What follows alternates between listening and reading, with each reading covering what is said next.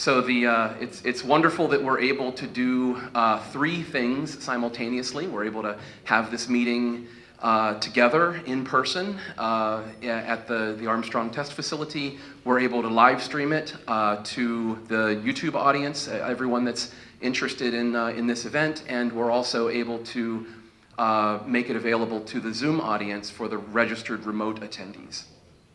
Okay, so audio is confirmed in the Zoom meeting, and is video confirmed in the Zoom meeting? And Mr. Carl, do we have a confirmation on the live feed? Okay, well, with that, folks, a few more opening remarks. First of all, I would like to welcome you to the Armstrong Test Facility here in Sandusky, Ohio for the Spring 2025 MediaWiki Users and Developers Workshop. And before we go into additional logistics and get the workshop started proper, it's my absolute honor to introduce you and to General DavidL.Stringer, who is the director of the Armstrong Test Facility, and he has agreed to come out and say hello to all of you. So, Dave.Stringer. Great to see you, Rich. Thanks, folks, for coming. We sure appreciate it. And so this place has an interesting history.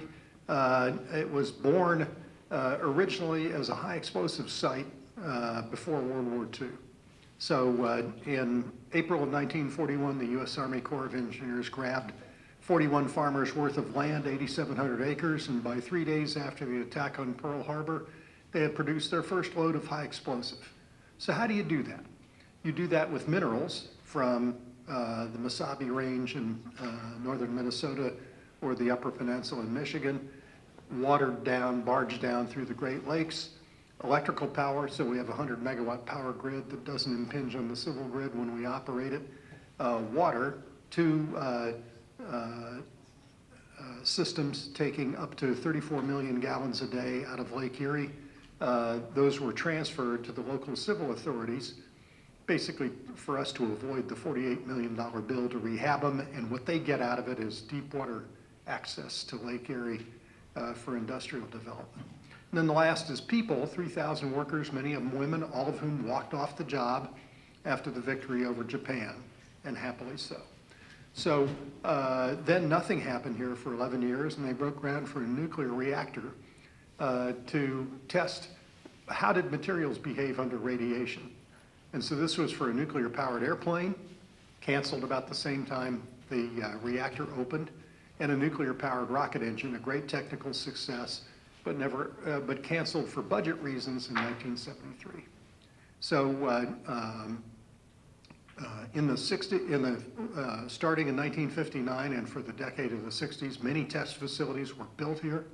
And then after the last use of Apollo and Apollo-Soyuz, lots of things closed in NASA. This was one of them, reopened to do International Space Station radiator testing in the late 80s, early 90s. So it's a cool place. You'll get to see some of it later today. Delighted to have you. As is customary in a small outfit like this, I have to be someplace else. So DaveE.Taylor, Deputy Director of ATF, will take you through the overview. So Dave.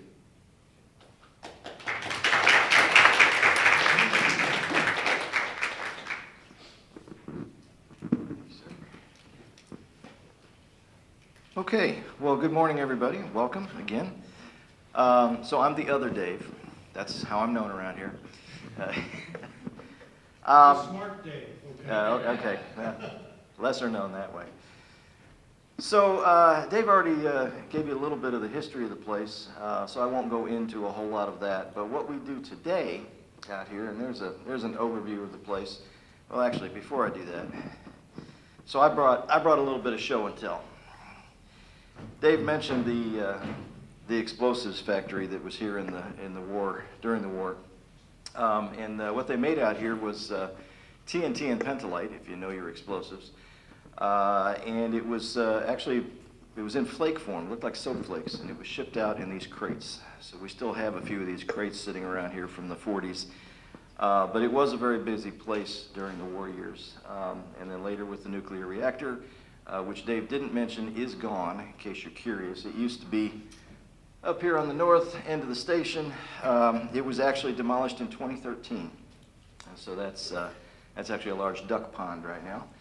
But what we do have out here are several very large space test facilities, space environment and propulsion test facilities.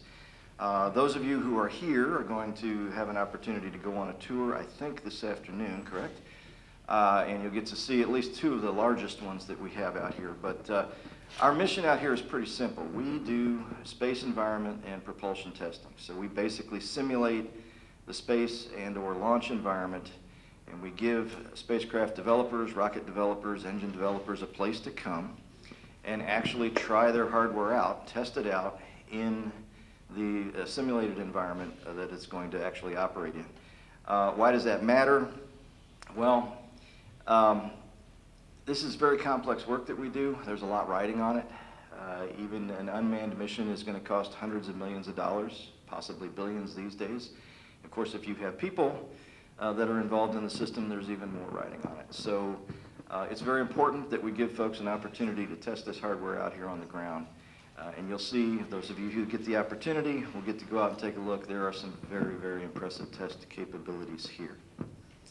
So let me pause there real quick and see if there are any questions as related to just what we do out here and our test capabilities. Anything? Anybody? Just as a point of reference, you did advance the slide, so there's a little bit more. Oh, it's changing things behind me that I don't know about. Yeah, so, you know. Question. No, I guess. If the speaker could just repeat the question. Sure, I can do that. I guess I'm interested that you said there was a nuclear reactor here. Yes. Sorry? Was it 2 reactors or what? Actually, just one. It was a research reactor, so it wasn't a power generator per se. It was a 60 megawatt reactor facility, and they actually used it. You got to remember, this was back post-war years, 50s, early 60s. There was a lot of research and development going on in the country related to nuclear power. This was the Atoms for Peace program. They were going to be using nuclear power for everything. But we didn't understand much about it other than how to make bombs. And so there was a lot of research going on, and what was going on out here was very basic research. This was materials research. They were exposing different materials or different systems to a radiation environment and just to see what happened, because we just didn't know. And so that's the kind of work that was going on out here. Other questions? Okay, so since Dave kind of did part of the history, and I didn't have to do that, I would like to say just a couple of words about why you're here, why we're hosting this workshop. When Rich came to me, I don't know, a year or two ago now, it's been a while, and you know, floated the idea of trying to host this meeting, I was very excited to do it, even though this is not an easy thing for us to do as a government agency, just so you know. And some of you are involved in it, so you know what I'm talking about. But hosting an event for an outside entity, a non-governmental entity, at a government facility is not a simple thing to do. And it got even harder this past year. I won't go into why. But Rich has had to move a bunch of mountains to make this happen. But he did, and I'm really glad that he did. And yep. And the reason for that is the kind of work that we do in the aeronautics and space both, but especially on the space side of things. It is very complex, it is very demanding, and there's a lot at stake. If we mess something up, if we're lucky, you know, people will lose hundreds of millions of dollars, maybe billions of dollars. We might end up on the nightly news or 60 Minutes. We'll be the butt of jokes on late night TV. If we're really unlucky, people die. And so as a result of that, the way that we operate, accuracy, traceability, and accountability are absolutely essential to the way that we do everything that we do. And historically, the way that we accomplish that in this agency is with a lot of people and a lot of paper. I started my career at the Kennedy Space Center working on the space shuttle. I was down there in the 90s when we were flying 8 or 10 times a year. And the joke down there was, you know, what does the space shuttle run on? It runs on paper. Literally mountains of paper and mountains of people. At that time, there were 18,000 people working at the Kennedy Space Center just to keep those shuttles in the air. And that's because you'd have one person do something, you'd have another person check it, you'd have a third person check it again, and you'd have a fourth person check it again. And there would be a mountain of paper to go with everything that was done. And it was reasonably effective. We've had our share of mishaps, for sure, but it was a reasonably effective system. But it was incredibly expensive, about $3 billion a year. And it was incredibly inefficient. It took forever to do anything. It worked at the time. It is not the way that we're going to be able to go into the future. We've got to find a way to work more efficiently, more effectively, and more cost effectively. So enter the wiki from my perspective. 10, 15 years ago, we started experimenting with this, using it in very small ways at first. And over the years, we've used it more and more and more and in new and innovative ways, to the point where we are today, where it has really become integral to just about everything that we do. We are becoming reliant upon the MediaWiki platform. And if Rich has taught me anything over the years, it's that if you are invested in an open source platform, you need also to be invested in the community that supports that open source platform. And that is why it was important to me to host this meeting. And so I'm really super glad that you all are here. I hope the next couple of days are very productive and informative for you. And I hope that this is the first of, this is the beginning of our involvement in this community. So thanks again for being here. Appreciate it.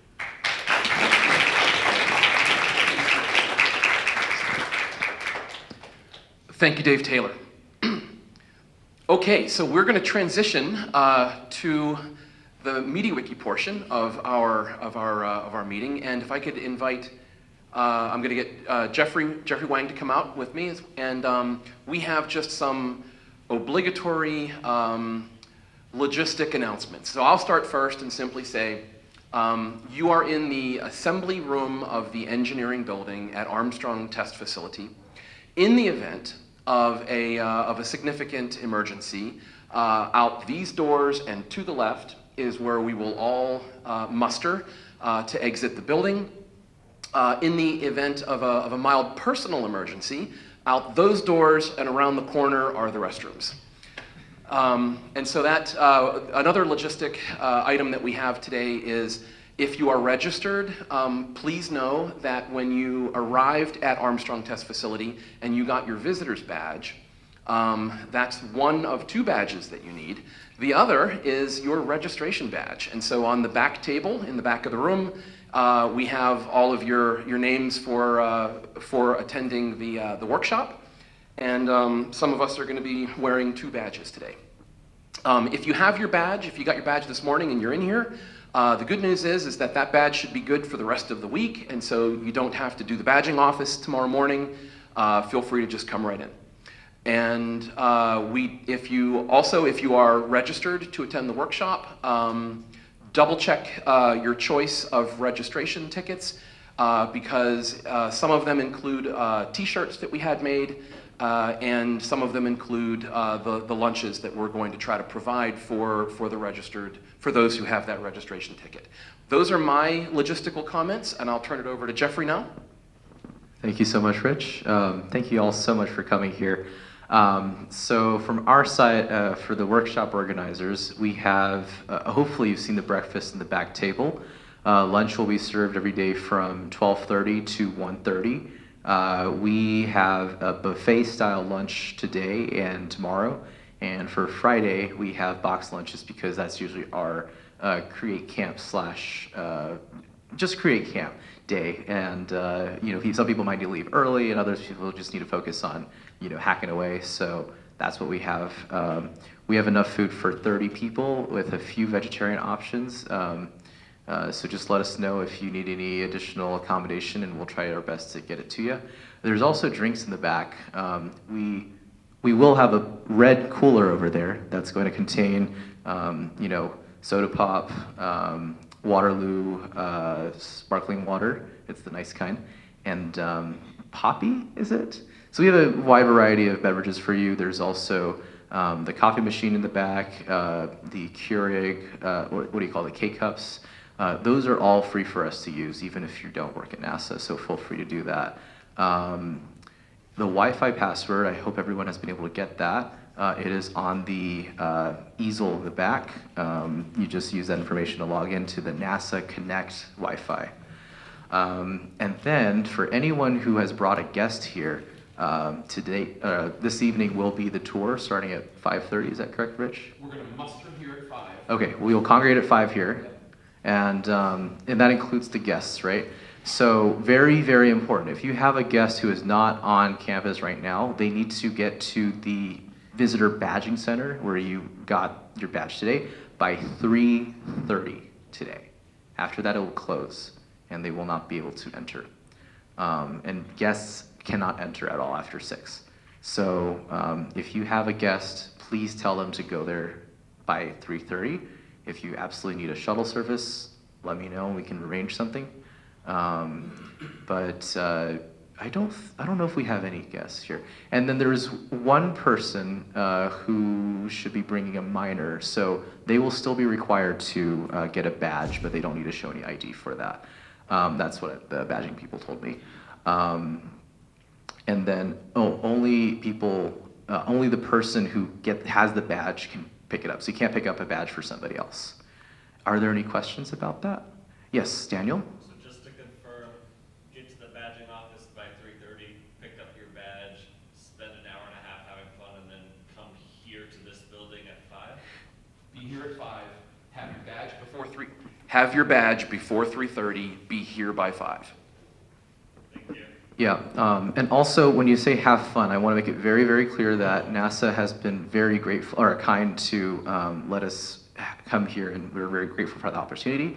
Having fun does not mean taking your own tour, so that is strictly prohibited. Outside. Yes, outside the facility, so you can get the badge, but then please U-turn, and then around 4:30, 4:45, feel free to have them come over here. As you can see, it's a very well signed, directions. You can also send them the wiki link where Rich provided the instructions on how to get to this engineering building, and everyone will congregate here at 5 sharp at that time. So yeah, just have them get their badge, preferably before 3:30. The 3:30 is when they close, so tell them like 2 is when it closes, right? And then, then U-turn, you can enjoy the water park at Kalahari until 4:30, and that's that. Okay, any other questions? All right, we have a tight schedule to keep. If you have any other questions, please join our signal and just ask me questions, and I'll be able to answer them there. Thank you. I'll pass it on to now Cindy Cicalese, the General Chair. Awesome. Awesome, thank you. Well, I am pleased, honored, excited to kick off the official festivities. Welcome to the Spring 2025 MediaWiki Users and Developers Conference here in Sandusky, Ohio. It's a workshop. Workshop. It's okay. Thank you. It was bound to happen. So welcome to the workshop. Glad to have you all here. First, I want to really thank NASA for hosting us. This is amazing, and the historical perspective of this facility was really useful. The use of this facility, we had planned to be here in 2020, and obviously For obvious reasons, we're not able to be here and have been waiting ever since then. So 5 years, it was worth the wait. Thank you, Rich, as the liaison to NASA, for all that you've done to have us here. This is going to be a great meeting, and it's wonderful to be here. We're excited about the tour, but we're even more excited about hearing from everybody about their use of MediaWiki, so thank you. I want to thank also our sponsors, our gold sponsor, WikiTech. Thank you very much. We could not have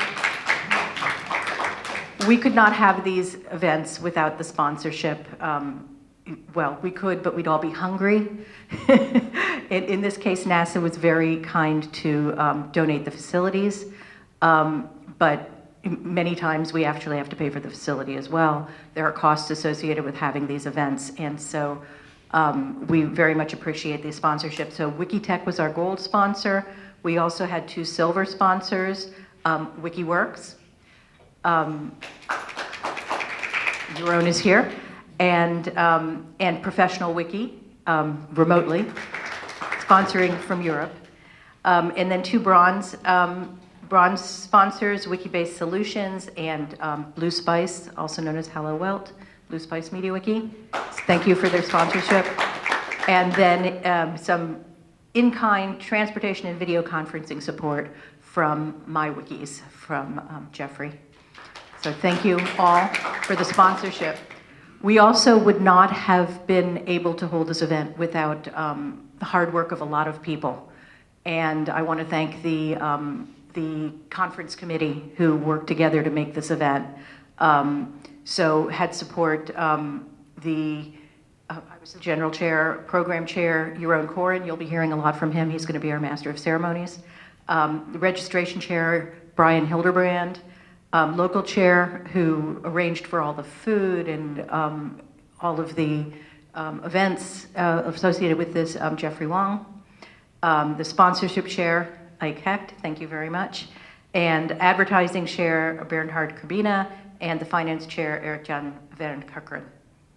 I did not have enough K's in there. Karken. Thank you very much.